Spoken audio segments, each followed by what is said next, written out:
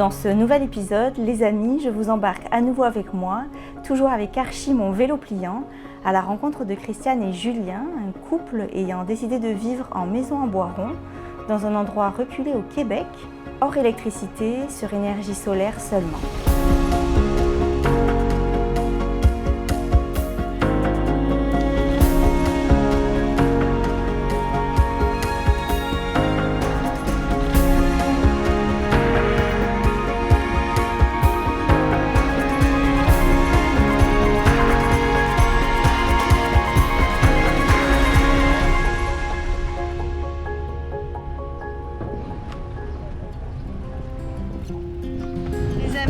On est parti on the road.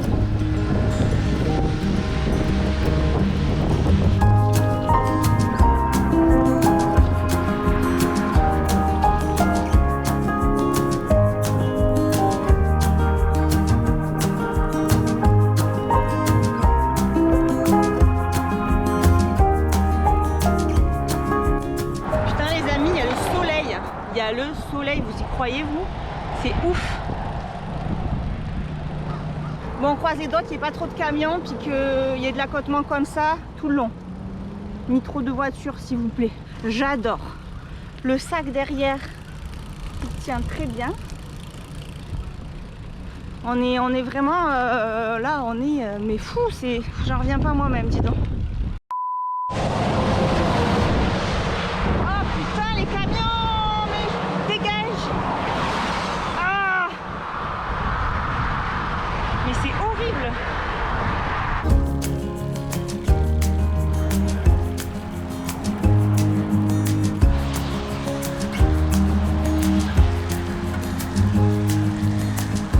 Regardez-moi cette petite table qui nous attend tout au mouillé. Elle est pour nous.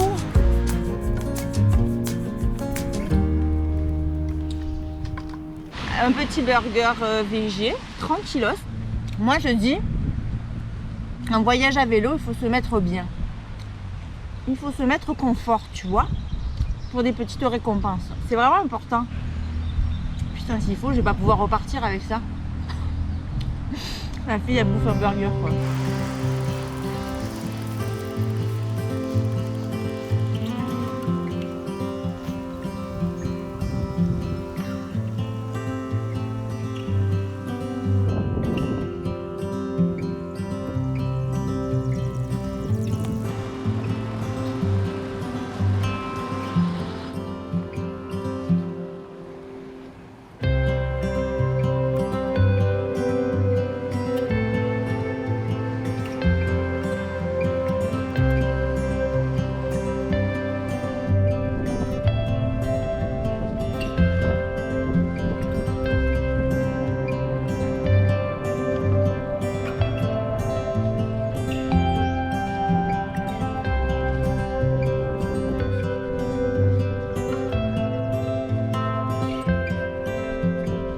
En fait, je réfléchissais et je me disais que ce sac là que j'ai acheté là à l'arrière, il est vraiment cool et c'est assez compact quand tu es tout seul à porter tes bagages en fait. Et je pense que ce setup là avec le sac à l'arrière, le sac à l'avant avec le matos puis le vélo, je pense que ça va être nickel pour prendre le train en Europe. Parce que comme là tantôt j'ai pris le bus, mais tu sais c'était serré l'aller, mais c'est rentré quand même.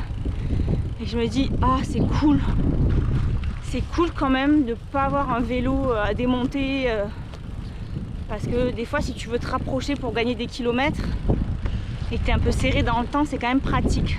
J'ai mis des velcro pour attacher la barre à la selle. Et le sac il s'accote sur la barre. Franchement pour l'instant tout tient, c'est nickel. Donc c'est cool cette petite escapade bonus. Ça fait aussi une préparation pour la saison 2. Et en même temps on continue à mettre en avant des belles personnes. Regardez les amis.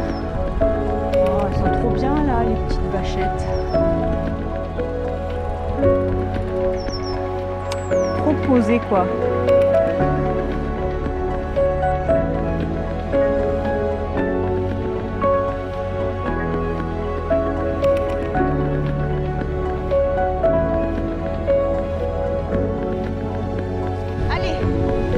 Allez, chouchou. Allez, Archie. Je suis au milieu de la route là. Oui, regarde, on y est. On y est.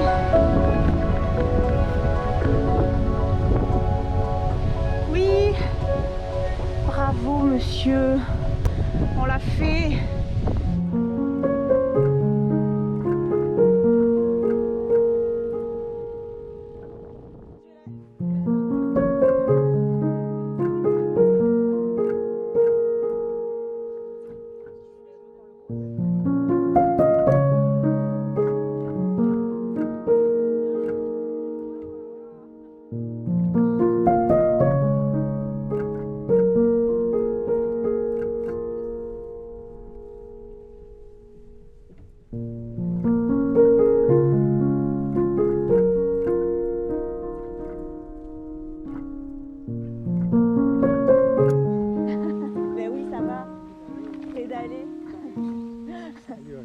Salut.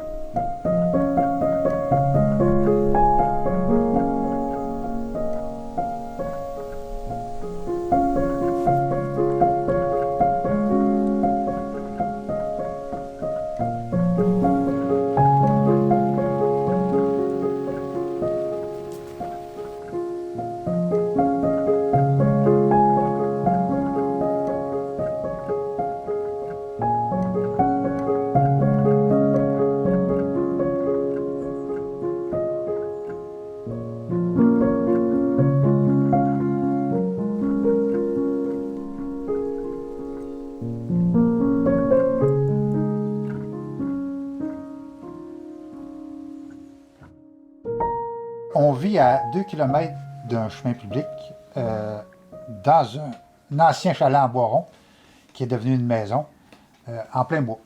On est non branché à Hydro-Québec parce que, vu les 2 km, puis 2 km, puis en plus, on se trouve à passer sur les terrains de 3 autres personnes.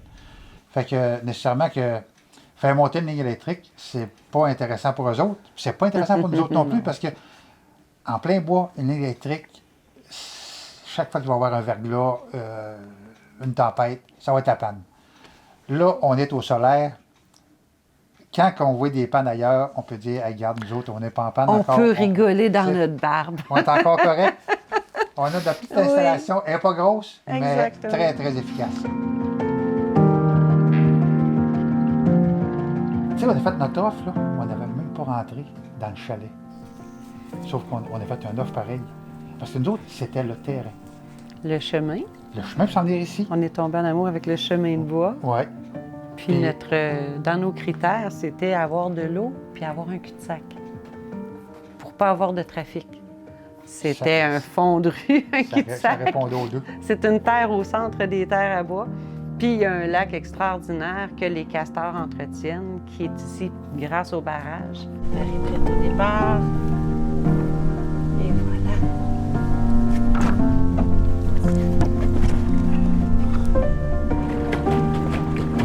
Ah, c'est sympa le pédalo, j'adore. Ah, c'est génial. Je kiffe. On va aller te montrer la hutte à castor qu'on voit déjà très bien. Tu vois la hutte en branche.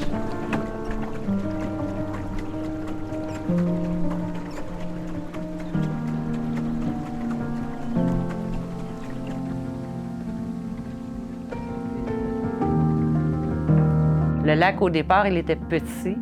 Il s'est agrandi grâce aux castors, puis là, il ne s'agrandira plus. Les castors sont établis depuis les années 90. C'est que le lac, il est maintenu, il est respecté. Les castors ont leur abri, ils ont leur hutte. Et puis, ils vivent très, très bien avec nous. On protège nos fruitiers, puis on est bien. On n'a pas de bon appareil photo, mais on a des bons yeux qui observent, puis c'est vraiment une grande richesse qu'il y a sur la Terre. On est dans la nature et on vit avec la nature. Oui. C'est vraiment merveilleux.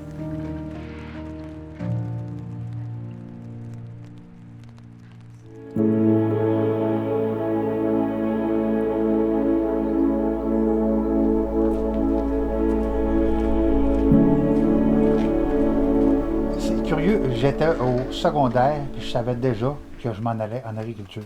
Tu sais, mes parents avaient une ferme laitière, fait que on était déjà habitués à l'agriculture. Puis c'était clair que je faisais pas d'autre chose. Fait que non, moi, je me suis même pas posé la question. J'étais attiré par ça. J'ai étudié là-dedans, puis c'est ce que j'ai fait. C'était un appel. Ouais, c'était un appel. C'est sûr qu'il y a eu des tu sais, j'étais ailleurs, j'ai travaillé dans le meuble, j'ai travaillé dans des essuie automatiques, j'ai travaillé dans bien d'autres choses. Et en agriculture, je suis tombé bio en 92. Puis bio, ben, c'est pas là qu'on fait de la fortune, là. Sauf que moi, c'était mes valeurs à moi. Fait que je vais travailler à l'extérieur pour faire vivre ma ferme, dans le fond.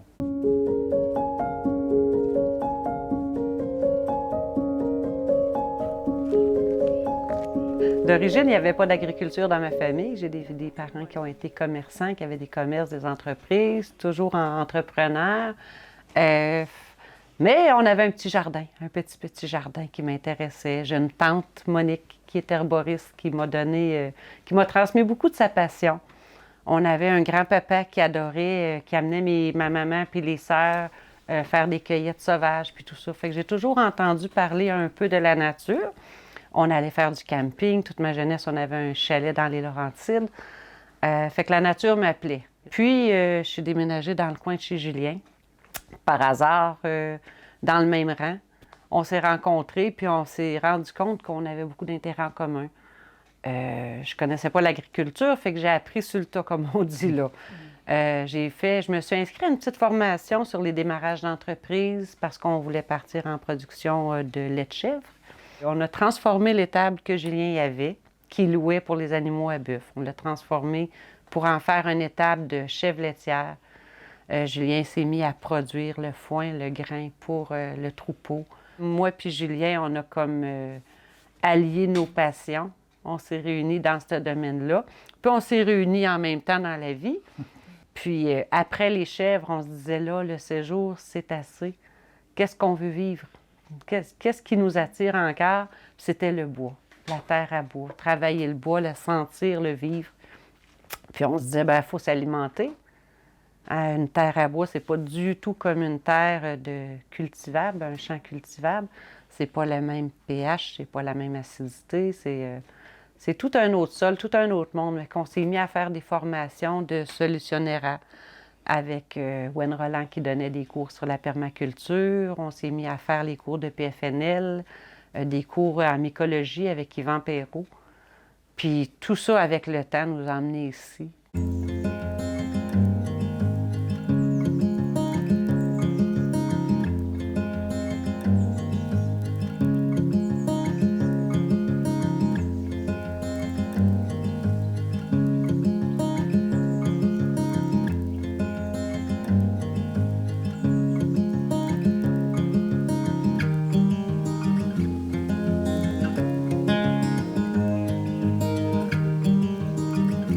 On a toujours été assez autonome. On est végétarien, donc pas de viande. On producteur de lait, on avait notre lait plus notre fromage. On avait des amis qui fournissaient le beurre. La vie était quand même bien, très, très, très bien. Puis si on se disait, on ne peut pas descendre, hein? Quand on a connu un certain niveau de vie, de qualité en alimentation, tu n'as pas envie d'avoir des légumes de jardin qui sont non biologiques. Fait qu'il faut les produire. Fait qu'en arrivant ici, on se disait, là, on a de l'adaptation. On a un sol différent, c'est un sol forestier. On est sur le sable puis la gravelle. On fait quoi? Fait que c'était un beau défi.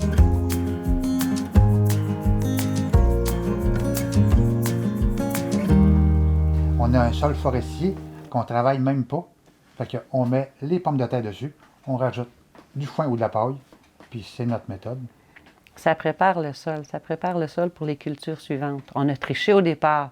On a fait des boîtes de bois, on a fait venir un 10 roues de terre, puis on s'est fait des jardins. Parce qu'au départ, c'était impossible de cultiver, là, la première année. Julien est allé chercher du fumier de cheval. On a mis beaucoup de fumier de cheval parce que ça l'aide beaucoup à rééquilibrer le pH. On avait déjà un déchiqueteur, donc on faisait des copeaux. Le bois qu'on scie, la croûte, on la passe en copeaux, ça l'aide beaucoup au sol. Julien fait du BRF. Oui. Le BRF, c'est du bois raméal fragmenté. Des petites levées de branches qu'il y a au bord des chemins qu'on peut utiliser. Toutes les repousses qui se font naturellement servent à faire du BRF, qui est un engrais extraordinaire pour le sol, qui rétablit le pH du sol. Puis Julien commence enfin à être capable de faire un premier compost parce qu'on n'avait jamais suffisamment pour suffire au jardin.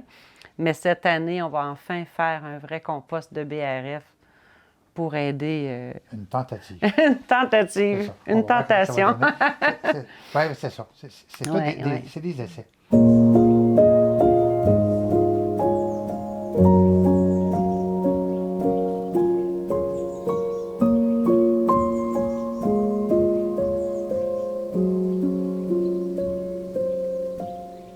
C'est notre 6e été qu'on passe ici. Là, 6 ans, on a planté une centaine de fruitiers sur la terre. Ils commencent à se développer. C'est long, le processus est lent. On a encore des belles talles de bleuets sauvages. On en a énormément. On a la molène qui pousse, on a les framboises. On a toutes les sortes de thé qu'on retrouve ici. Le thé du coureur des pois, thé du Canadien, le thé du Canada, le thé des bois. On a le thé du Labrador. Ça fait qu'on a tout ça qui pousse naturellement. C'est extraordinaire. On est vraiment, vraiment, vraiment choyés, là. Tout ça aussi, avec ça va dans le coin du déshydrateur. Exactement. C'est le support du déshydrateur qui n'est pas là parce qu'on ne l'a pas sorti encore. Il devait pleuvoir. Puis comme tu es arrivé et tu as emmené le soleil, le ciel est dégagé, on aurait pu l'installer. Mais il fait 8 pieds de haut.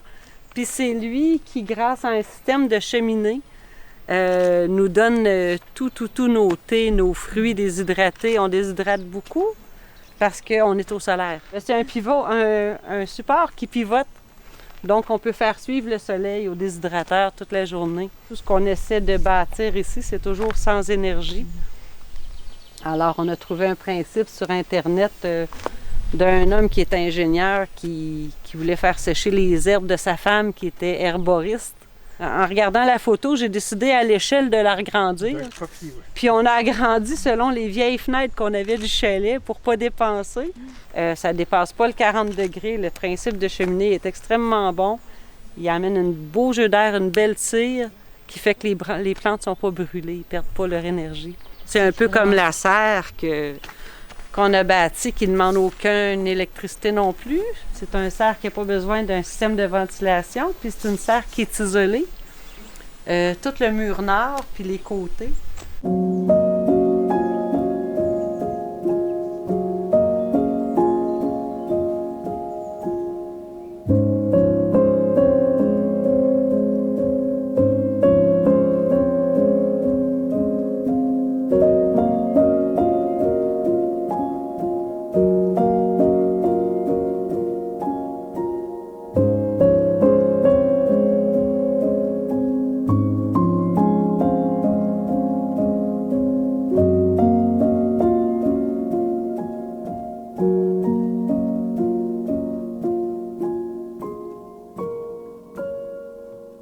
C'est la serre Braise, développée dans les années 70. Première crise du pétrole, le monde a eu un regain d'intelligence. Là. Puis c'est ça. Au collège McDonald, ils ont développé ça. C'est une copie parce qu'eux autres, ils ont mis un angle de 30 degrés encore dessus. Fait qu'il était plus plat. Mais comme moi, je ne voulais pas déneiger, beaucoup de neige ici. Je l'ai faite à 45. Mais c'est la copie de la serre pareil. C'est une merveille. C'est une merveille parce que on met un petit chauffeur dedans. Là. Mais quand on dit un petit chauffeur, là, c'est avec une chaufferette de camping. Puis c'est juste pour les nuits les plus froides quand on veut étirer la saison. Mais tu sais, l'année passée, pour étirer la saison peut-être de 1 mois, on n'a même pas dépensé une bonbonne de 20 livres de propane. Fait que c'est vraiment un mini chauffage. Tu sais, puis ça n'a pas coûté une fortune pareille. On s'en est tiré pour 3800. Ouais. C'était avant la COVID, là, c'est sûr. Oui. On s'entend que les matériaux ont bien augmenté, mais c'est ça. Tout compris, là, on avait tout calculé, même à repose sur des pieux, tout est là. Puis pour 3800, la serre est là, puis elle est là pour des années.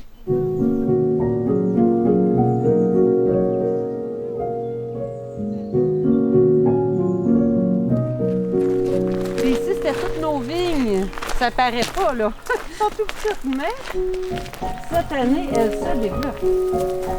Regarde.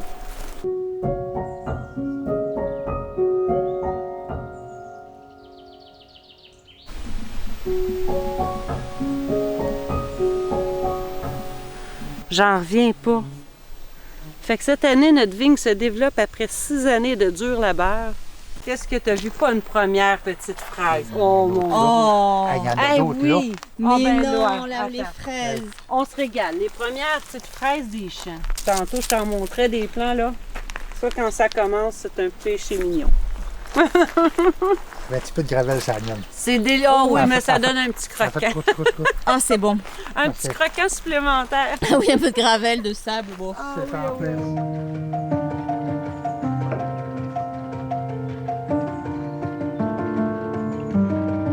Il n'y avait pas d'électricité, il n'y avait pas d'eau, il n'y avait pas de puits, il n'y avait pas d'installation septique. C'était un vieux chalet en bois rond avec un mur tout pourri. On avait beaucoup de travaux de rénovation, c'était pas isolé, c'était pas viable.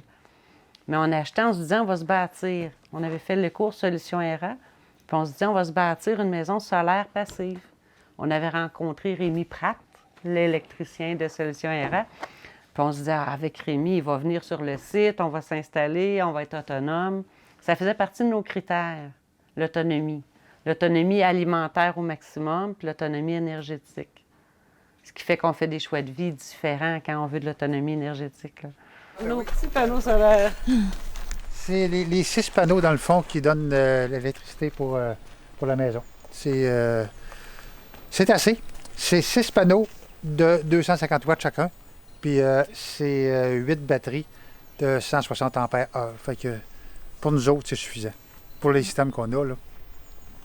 Toute la maison, Rémi l'a faite sous basse tension. Ça veut dire que nous autres, on marche tout sous le 12 volts. L'onduleur, il va servir juste si on a affaire à partir une grosse scie ou la laveuse ou un équipement spécial. Là.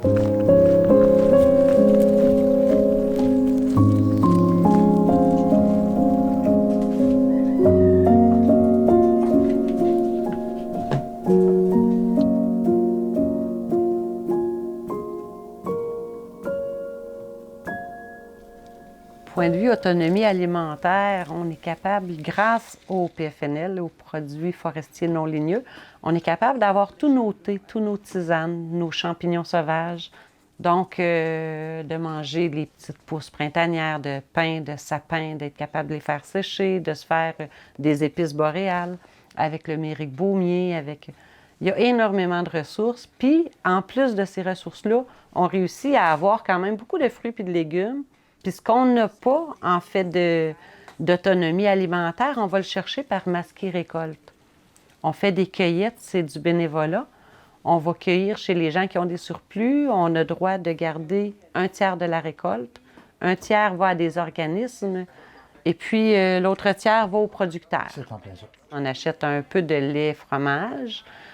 20 bières pour nos petits plaisirs. Le pain, on le produit aussi à partir des farines de la région biologique.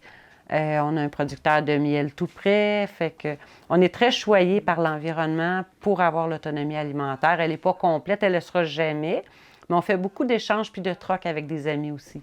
On a beaucoup d'amis producteurs de potagers ou d'arbres fruitiers. Fait qu'on fait des échanges de services. On troque.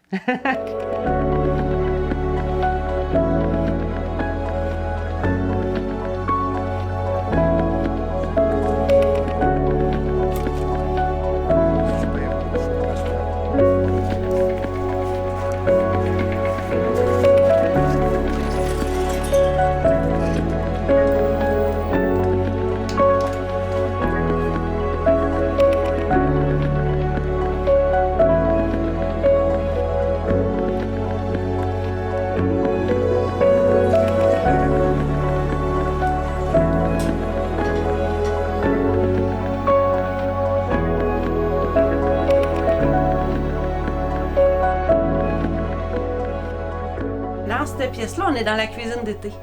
La cuisine d'été, c'est la pièce de vie, c'est la pièce où on est le plus souvent en été. On fait nos feux pour être capable de se protéger des moustiques qu'Aurélie a bien rencontrés. Et puis c'est la pièce qui est restée d'origine, qui est encore en bois rond. Beaucoup de rénovations dans la maison. Vu que c'était sur le petit bois rond, tous les murs ont été refaits.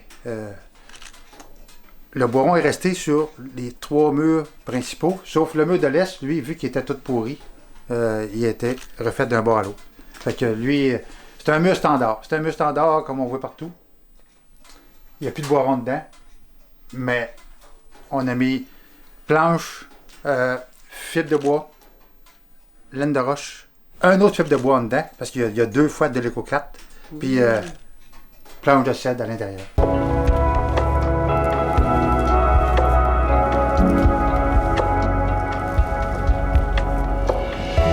On a rapetissé un petit peu la salle de bain sur une certaine partie pour rentrer la cuisinière, du rangement et le frigo.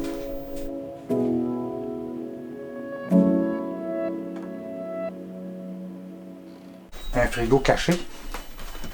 Lui, il est dans un petit compartiment isolé. On prend l'air du sous-sol, qui est une cave de service, qui est toujours plus fraîche que la température extérieure d'habitude. En hiver, il ne marche pas souvent parce que c'est pas chaud en dessous. Donc, on s'arrange pas que ça gèle, c'est tout. C'est sûr que c'est un des appareils qui consomme le plus. On avait intérêt. Premièrement, on l'a choisi, là. C'est un frigo qui marche sous basse tension. Lui, il marche sous le 24 volts DC. Fait qu'on voulait de quoi qui était assez bien isolé, déjà comme appareil en partant. Et les portes d'armoire, les murs, les comptoirs ont été faits avec notre bois.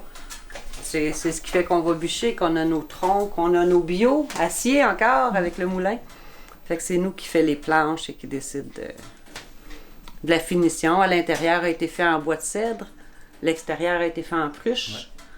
Alors, c'est un choix, c'est des bois durables qui sont sains puis qui naturellement repoussent les insectes, qui sont plus résistants à la moisissure.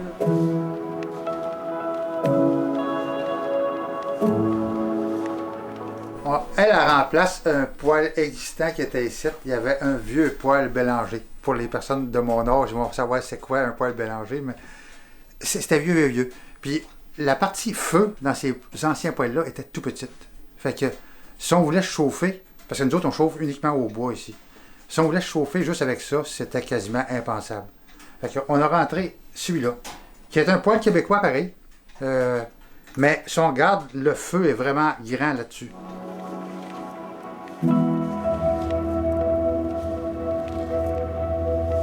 C'est une toilette avec un seau en inox, tout simplement, avec un petit bac, cieux, rip, en tout cas. Qu'est-ce qu'on a de disponible, ça s'en va là, mais il peut y avoir bien des choses d'utiliser dans ce cas-là. Là. Tout ce qu'on fait, tout ce qu'on touche, tout ce qu'on prend ici, revient ici. Autant dans ce qu'on consomme, qui retourne aussi à la terre, que personne ne veut en parler, qui est un fumain, mais qui est extraordinaire, qui fait qu'on ne pollue pas d'eau, on ne gaspille pas d'eau, on ne fait pas travailler l'usine d'épuration.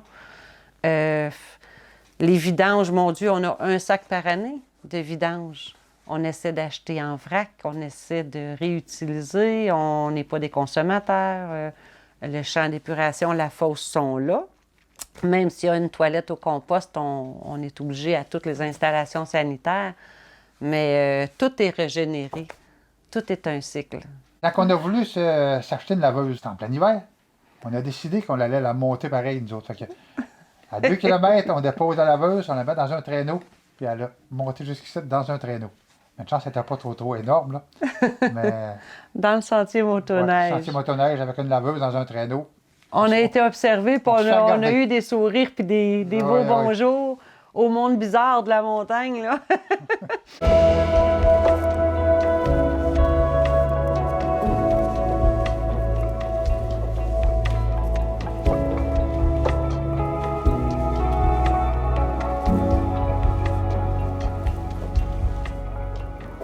Ici, on tombe sur l'installation solaire. C'est le contrôle de l'installation solaire. Les panneaux sont à l'extérieur, comme de raison. Fait que ici, on a un onduleur, un chargeur, puis des contrôleurs. Fait que c'est ce qui régit tout le courant de la maison. L'installation comprend 6 panneaux solaires, puis on a 8 batteries.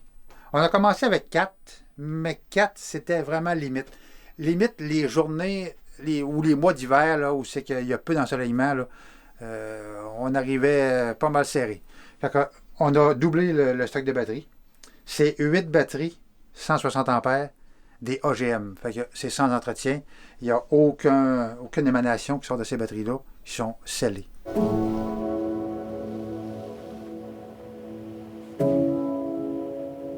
C'est pas fini les chambres. En haut, on n'a pas fait de grands travaux encore. Fait que on a juste fait le strict nécessaire. Puis dans le futur, il va y avoir un hiver où on va décider qu'on refait tous les murs et le plancher, mais c'est pas encore fait. Tous les lits de Boiron qui étaient là d'origine, qui ont été faits par le propriétaire qui nous a vendus. Lui, on l'a sablé puis huilé. Les autres sont pas faits encore, alors sont pleins de nœuds et qui écorchent. Mais tranquillement, avec le temps, on va refaire vivre. Les beaux lits que M. Lessard avait faits sont extraordinaires, puis la finition suivra. C'est pas important. Tout ce qu'il y a autour, puis tout ce qu'on vit ici est paisible. On ne travaille plus du séjour. Ce qu'on fait comme travail, c'est de s'alimenter puis d'être autonome. C'est devenu notre métier. L'emplacement, on veut qu'elle devienne une ferme forestière. On veut être capable de vivre des récoltes qu'on va faire, des champignons sauvages ou des plantes ou des thés ou peu importe. On veut être capable de transmettre nos connaissances. On aimerait être capable peut-être à un moment donné d'avoir des gens qui viennent faire l'expérience de vivre au solaire, de partager ce qu'on vit. C'est que c'est le bonheur. C'est juste le bonheur qu'on vit depuis qu'on est ici. On a le temps de marcher, on a le temps de pédaler. On a 3 vélos chacun. On ne fait pas de voyage, mais on s'équipe à vélo.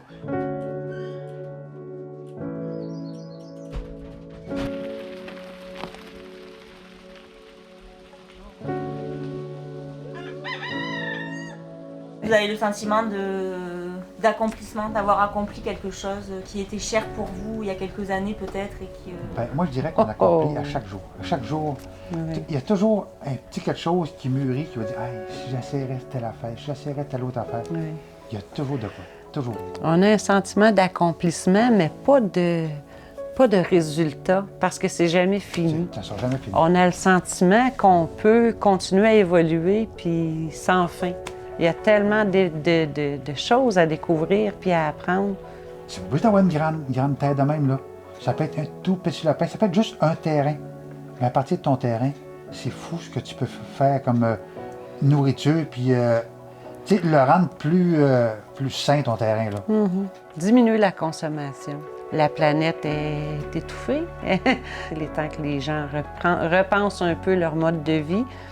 Puis je pense qu'avec des exemples qui sont accessibles, il y a moyen d'amener un petit peu de lumière, un petit peu de changement, un petit peu d'idées pour que la société prenne un virage différent. En tout cas, nous, on le fait. Oui. Si ça peut aider, youpi. Nous, on a décidé qu'il resterait un sol pour nos enfants, de l'air puis de l'eau. Ce qu'on aura touché sera sain. Ce qu'on a implanté va produire dans 20 ans. On ne sera plus là peut-être. Mais on a décidé de l'implanter pour qu'il y ait un demain. Alors, on trouve ça important, peu importe ce que la société fait ou décide. On a décidé de vivre autrement pour être en accord avec nos valeurs puis être capable de les transmettre.